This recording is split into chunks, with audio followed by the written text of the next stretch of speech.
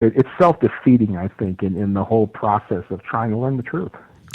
Yeah, I was just, I'm always amazed by the different theories that come out and the desire of people to try and understand a creature that has eluded us for so long. And I've got this very simple saying, life is complicated. I'm sorry, life is simple, we complicate it. And I often wonder if the same is with Bigfoot or flying saucers or the Loch Ness Monster or crop circles. Maybe the answer is staring us right in the face, but we as humans cannot look at something so simple and say, that's too simple, that can't be right. Well, I think that's a part of it, but I also think that people who come up with really sort of off-the-wall theories make good radio guests. You know, these people are interesting to talk to a lot of times, and they come up with these theories, and there's people out there who listen to it. A lot of times, you can only talk about the Patterson-Gimlin film so many times before you kind of run out of material. Yeah. So at some point, someone says, hey, I think they're interdimensional beings, and here's why I think that. That's someone you might want on the show. You know what? Maybe you won't, but, they could be interesting people to listen to.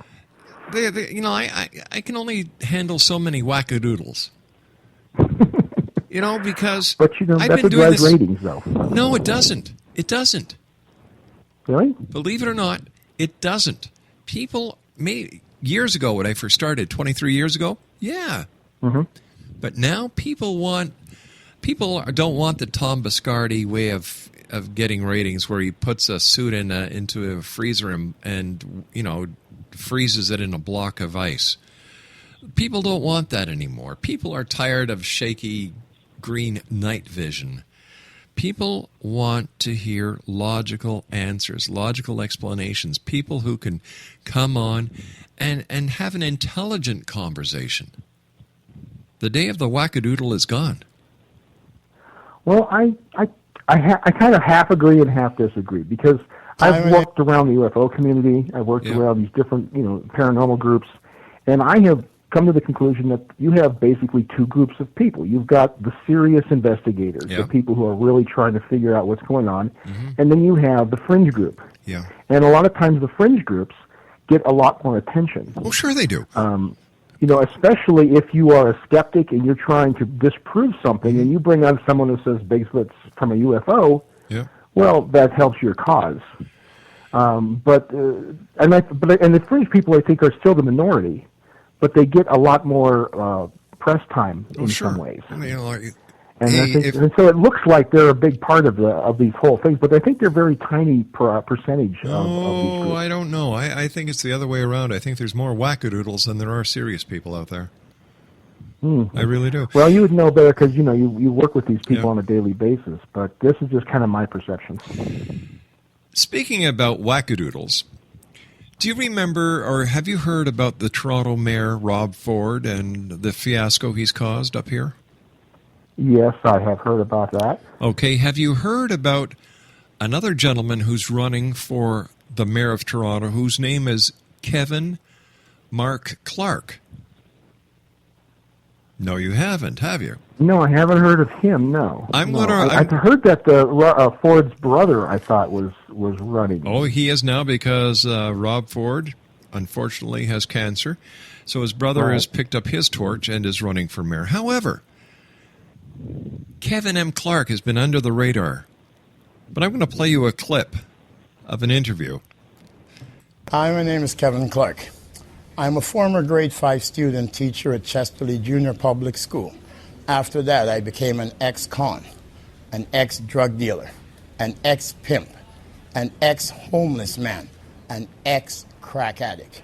I am running for mayor because I am experienced on social decay and on drugs and alcohol, and I do not agree with Mayor Ford's views and Mayor Ford's message to the youth. Ex-con, ex-drug dealer, ex-crack addict, ex-pimp, running for mayor of Toronto. Well, at least he's honest about it.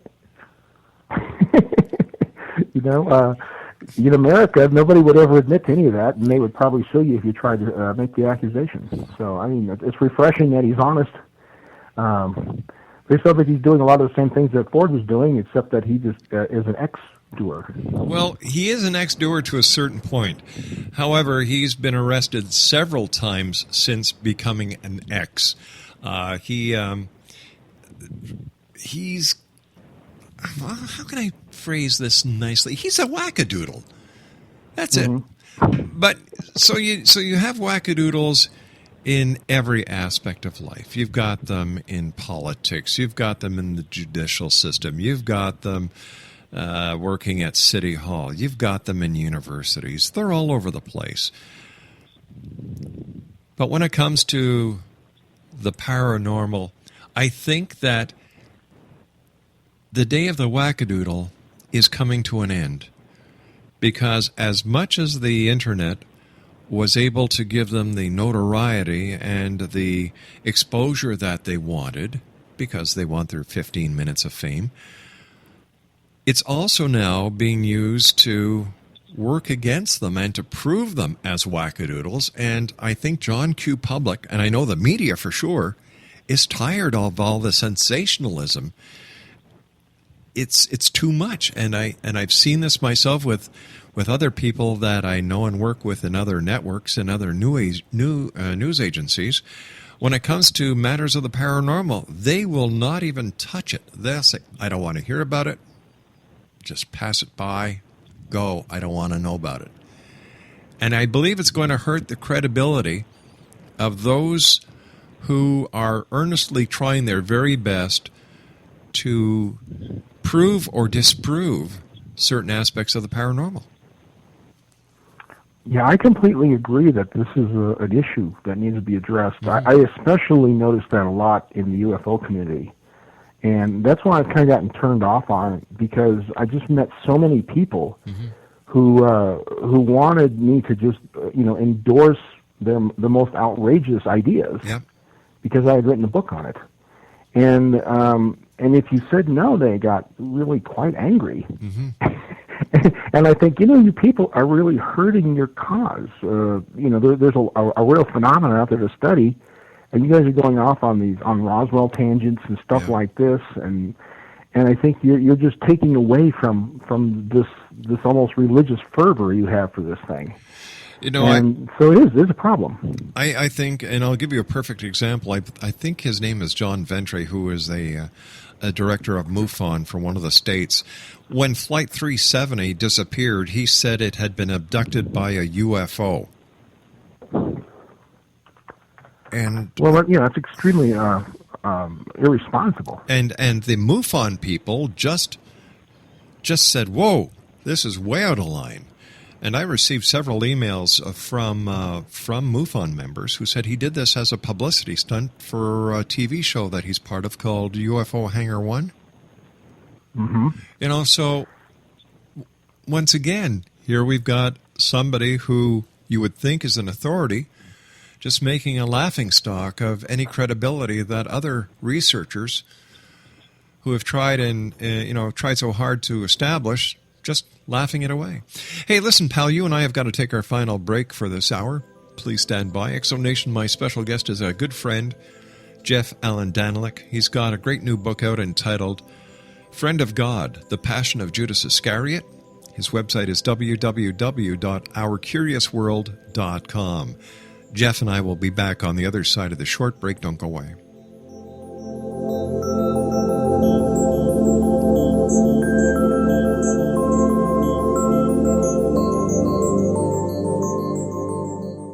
The following program may contain coarse language, violence, nudity, mature subject matter, or scenes which may not be suitable for all viewers. Viewer discretion is advised. This is the X-Zone Broadcast Network, broadcasting worldwide on broadcast affiliates and satellite program providers, including CNN Broadcast Network, Sirius Satellite Network, Star Media, Good News Radio Network, Angel Broadcast Network, Wiki Broadcast Network, and WPBN TV. For more information on the X-Zone Broadcast Network, visit us at www.xzbn.net.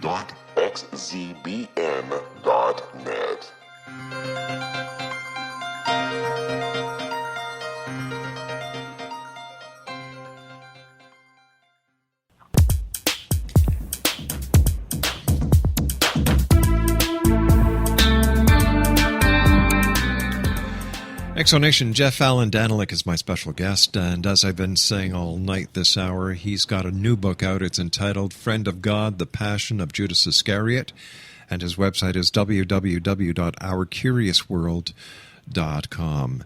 Jeff, what has been the most outlandish UFO story you have ever heard? And then I'll tell you mine. Well, I still would really have a craw about the whole Roswell reverse engineering thing and all the stories that came out of that. I just, for some reason, that just bothers me. I think it has taken away from all of the credibility that the UFO community spent decades building up. And I think it scared away a lot of serious investigators. Remember the days when J. Allen Hynek and some of these very qualified people were involved in this, yeah. And there's very few of those people left in there anymore. And the ones that are, just seem to be making a living doing this. And it's just, I think it's hurting it, and it's getting actually worse than better. The weirdest one I ever heard was a gentleman from Alberta, Canada, and that may explain it right there.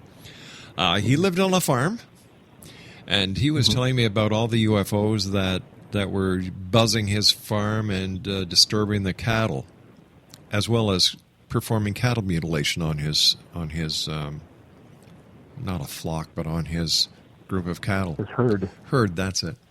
Yeah. And I said, so what did you do? He said, well, I invented a UFO repellent. I said, a spray? He said, no. I said, well, tell me how it works.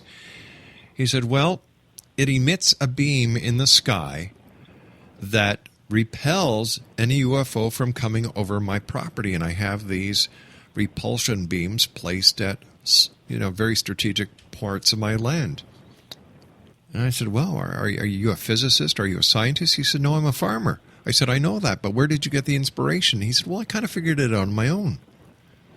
And I said, well, can you tell me how it works? He said, sure.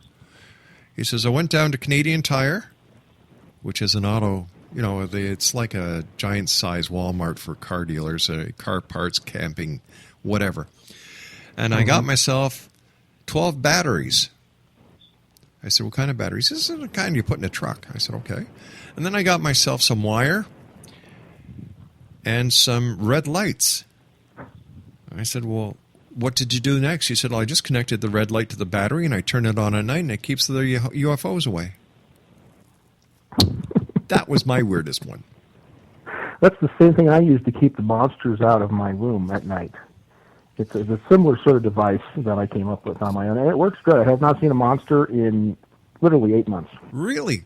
Well, it's time to get another one, because, monsters come around every 8.5 months. It's getting weak. The battery's getting weak, so I have to recharge it. But yeah, that's I don't know if that's something that's typical for Alberta people, or if that's more of an American thing. There's one more that I've got to tell you before we go away. I was at a UFO conference going back to 1992 or 1993 with my good friend Marty McLean.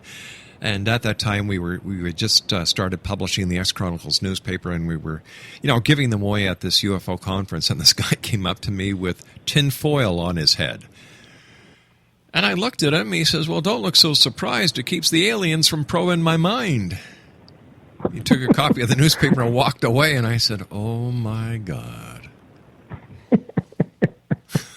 You say, well, that's very good, Mr. Senator. That's right. Hey, Jeff, you and I have got to say so long for tonight. I look forward to the next time you meet us here in the X-Home, which will be about 4 weeks from tonight.